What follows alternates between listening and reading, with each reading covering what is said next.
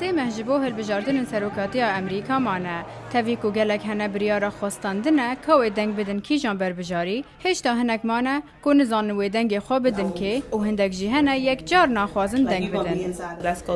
نکیدرا رابنسون بریوه برای خستنان حکومی و بیلایان Black Girls Vote دبینه که گلک جنن افریقین امریکی دو دلن تاویکو دنگ کمانیان نها زیده تر بویه.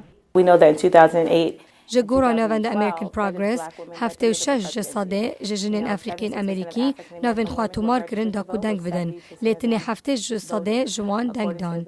پرس اوه چما گنجن افریقین امریکی لماله بمینن روژا دنگ دانه؟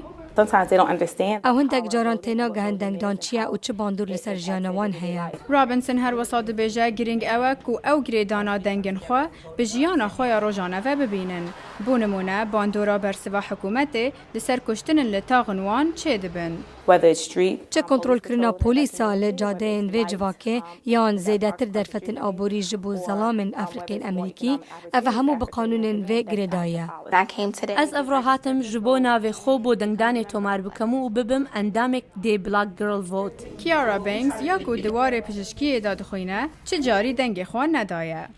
نوها دم گوهرتنیه. حوالا بینگز یا خواندن کیشا ادیسون اوج تبر 19 سالی دا دنگ خود ده دمه هل بجارتنانده. ادیسون دخوازه به اندامک جری خستنا بلاک گرلز ووت جبرگو او دوی باری دایه کو جن به آوایک سیاسی چه اندامتی نینه. او دبیجه که جاوه یا 21 سالی نمونکه و نوید دنگ خواه بده. و کسک دخواست که دنگی که بلند دناف گنجان دا هبه. دا کوپه ما خواه بگهینن جواکه او پروگرامکی برای و دبن جبو زاروکان و وکو سروککی بوان هل بجیرن. Hi, my name is Naya, and today I'll be running for president of the United States. once we teach them early, دوی ام ده تمنه که بچوک داوان فیر بکین حتی او بچن و بیجن داکن خواه کما افرو دنگ دا.